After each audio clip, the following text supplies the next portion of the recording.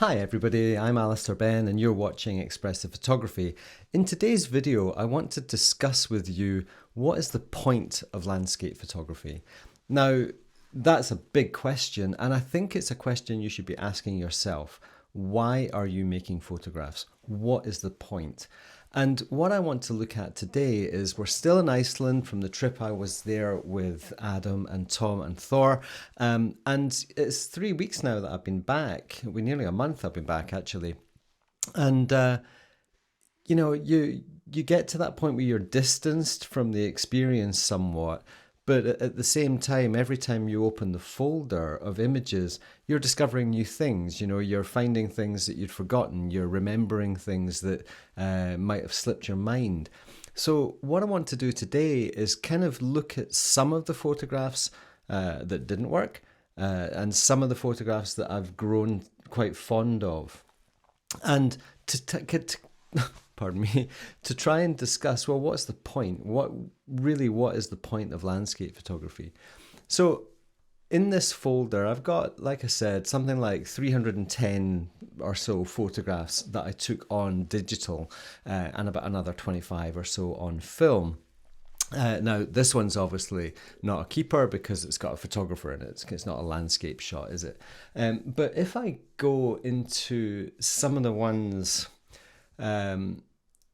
when we were shooting in the dust storm, for example, we had this incredible dust storm when we were up in the Highlands there, and some of the images don't work for technical reasons. I was shooting with the 80-400 a lot of the time up in the Highlands to isolate details. It's a big flat featureless area with mountains in the distance, so I was using the long lens to kind of zoom in. So some of these images don't work for technical reasons. The foreground here is sharp, the background isn't. So because of the depth of field with the 80-400, the background isn't really sharp enough, and therefore this image isn't something that can be useful. I've got a few like that where the background just isn't. This shot again, I shoot a lot handheld with the 80-400, and again this one is just not sharp enough to be useful, you know. And it's a shame because it's a really nice composition. I really like the composition, but even though the shot isn't technically perfect and it's not something that I really think I'm going to be able to use as output or as product, I still think it's a cute thing. I still think it's a cute arrangement, and I really love the contrast and the colours and the way the snow is there, and then the big huge glacier in the background falling over the top of the mountain there. So I can still appreciate why I pointed my camera at this, and because I don't put too much pressure on myself in terms of product, then I can still appreciate the event. I can still appreciate the journey, being there, experiencing it, noticing it, choosing to point my camera at it, pushing the trigger, composing it. All of those things are still experiences in my life that have value. So for me, the point of landscape photography isn't necessarily the product. And I think if we get too fixated on the product, and if the product is the photograph, then it's easy for us to find dissatisfaction at various stages in the process. Now, if I go to some of the images, and I've got a folder here. I've got a folder here of 8 images, and these are, you know, they're barely worked. I might have done a little couple of minutes here and there. But each one of them is something that I really like. There's a sense of harmony about them. They resonate well with me. And maybe this is part of the point of landscape photography for me, is noticing things that somehow resonate. They somehow talk to me. They somehow engage my attention. And we've talked many times in past videos and in the ebook in particular, Luminosity and Contrast, is we talk about these triggers, these things that engage us: geometry, luminosity, contrast, color, atmosphere. And this photograph here, as an example, has all of those things. It has angularity, it has engagement, and those engagements are triggered by the things we discuss. Now, it's very dangerous for me to hang my worth on how well this product is received by the outside world. Because if photography for me was about what you people think of my work, I would be constantly neurotic. It would be agonizing, because out of the thousands of you who watch this channel, some of you are going to like it, some of you aren't, some of you will be completely ambivalent. In fact, some of you will already be switching off to watch something else. So at the end of the day, photography for me is about what it does for me. So the point of landscape photography for me, part of it is producing an image. Part of it is sharing that image. And of course, I love sharing photographs. I love sharing my perspectives with the world. That's why I kind of do this YouTube channel, is all I'm doing is I'm sharing my thoughts and my brain and my intellectual property with you folks, in the hope that, you might get something out of it. Because that's how societies develop, as we share information. So I've got quite a few images here that I really care for. Just little moments of that journey, which was only just over a week. It was like 8 days. And we were up in this amazing area that I'd never been before. And I remember every single moment. I remember every moment that is recorded, either digitally on film, as points in my life, and I've said this before, points in my life where I was really interested in something. And it's that childlike fascination. And I was thinking yesterday, and Kristin and I were out for a walk, and it's, why are we out here? Well, we're out here ready to be excited. We're ready to be engaged with something. We're ready to be curious. And if you can go into the landscape with an open mind and experience it for itself. So really where I'm getting at with all this is that there's an element of mindfulness attributed to landscape photography. So for me, landscape photography is part of being mindful. Mindful not to have judgment, mindful not to have expectation, mindful not to be too self-critical, mindful not to be too focused on the product, mindful not to care too much about what other people think about my work. All of these things I can be mindful of. And every time you notice that, you're winning, you're training. It's, as Dan Harris says, it's a bicep curl for the brain. You're learning and growing to be a more accepting person. And the more accepting we are, without getting too political, the less screwed up the world is going to be. Now, there's a few of these. I mean, I'm going to show you the before and after, because obviously the processing has quite a strong impact on the final photograph here. So this was taken right in the middle of the day. I mean, this is like 2 PM or something. And by being quite aggressive with the processing and creating a lot of depth and darkness and contrast, what I was attracted to becomes evident, because this here isn't very explicit. I can see in it the potential for something more dramatic. And if we look at the full frame version, it's very moody, very contrasty, and I'm just using those flecks of yellowy green to kind of accentuate lines and angles. This one is unprocessed. This is just the raw file. And again, it's taken in the middle of the day, and it's just an arrangement of a foreground and a background with angular snow. And any change I make to it, so if I cool it down, if I warm it up, it changes the feel of the photograph. And this is something I talk an awful lot about, is how impactful our processing can be on the feel of the photograph. So part of the point of landscape photography for me is exploration.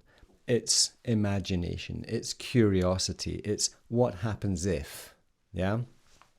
And I want to look at one of these photographs here. This one I really love.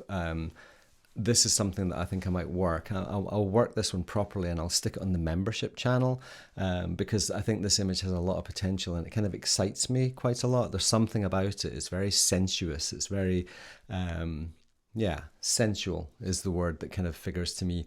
There's some very dynamic contrasts in it. It's a little bit abstract. It's not quite clear how big everything is. So I'll process this one later, and I'll stick that on the membership channel. If you click the join button below, you can get access to that. Now, this one, this is a very, it's just a curious silhouette of a skyline. So what was the point of this? The point of this was I noticed it. There was something about it that I just thought, well, yeah, I want to point my camera at that. This is full frame, square crop on my Nikon D850, a way I shoot an awful lot of the time. And as it is, it's okay. I mean, whether it's a successful photograph or not, I don't know. But the point of it is that it was just an exciting thing for me to notice. And the light was kind of nice. This is, almost kind of midnight. But what I did start to think about is, well, what happens if we abstract it? What happens if we create something that's all of a sudden not real?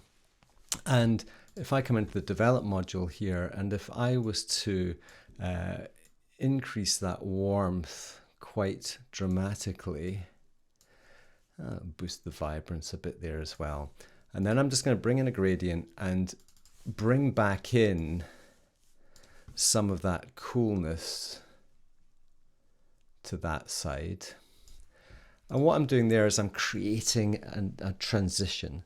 I'm going from cool to warm into this black abstract. And if I just turn off the lights now, we have something that's curious. Now, for me, this is being playful. So what's the point in landscape photography? Well, I was engaged. I went somewhere interesting with great people. I had a laugh. I had a wonderful experience.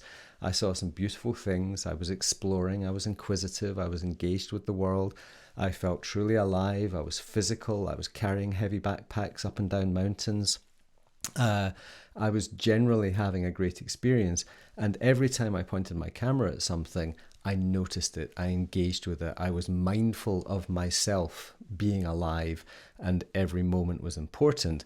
Now, when I'm back at the computer, I woke up this morning thinking, I want to talk about what's the point in all of this.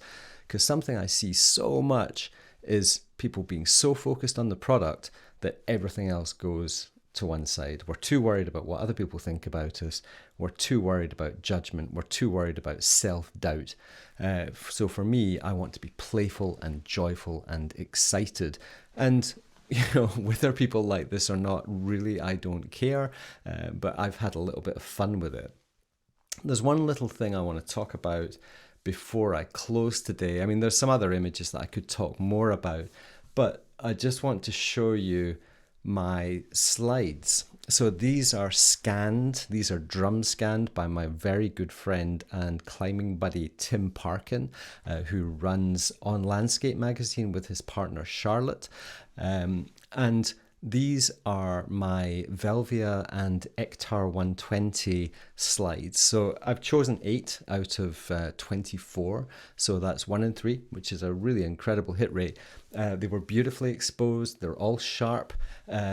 The detail is unbelievable. These are about 125 megapixels in terms of their resolution. They're about 11,500 pixels square. The detail is just utterly insane in terms of when we get to zoom into these and have a look at them. So I've had a lot of fun talking with Tim. He's been drum scanning these for me. He has done some color management for me. And now I've got the files back, big tiffs that I can start playing around with. Tim and I are going to get together for a future video coming in probably the next couple of weeks on this channel, where I'm going to take my camera to his studio. We're going to drum scan some more film. We're going to go through the process of color management, and we're going to look at that film developing process, or not the developing process, but certainly the digitization of film. Because I have another roll of film that I'll be finishing this week that I can then send off. So the point of this was I got to go and play with my beautiful Hasselblad 501 CM, and that was a great learning experience also. So there we go for today. What is the point of landscape photography? You should be asking yourself that. Last week I asked you why you made photographs. This week I'm asking you, what's the point? What is the point for you? Is it about a product? Is it about the experience? Is it about self-growth and development and being mindful? Or is it about popularity and likes and feeling good about yourself because other people like your work? These are all the big philosophical questions that you get here on Expressive Photography. Thank you very much for watching this far. I know I tend to ramble on sometimes, but hopefully you found it useful and you get something out of it. Please hit that subscribe button. You're doing me a favor with that. And of course, please check out my ebooks and videos at expressive.photography, and you might find something there that you like. And if you like this, there's a good chance you'll like the learning material that I produce as well. Thank you very much for watching. Wednesday, this week coming, Thomas Heaton, Adam Gibbs, Vision and Light, and I have 2 incredible guests lined up for future conversations, but I'm not going to expose who they are at this moment, so you're going to have to stay tuned for that. Thanks for watching. Have a great week, everyone. Bye for now.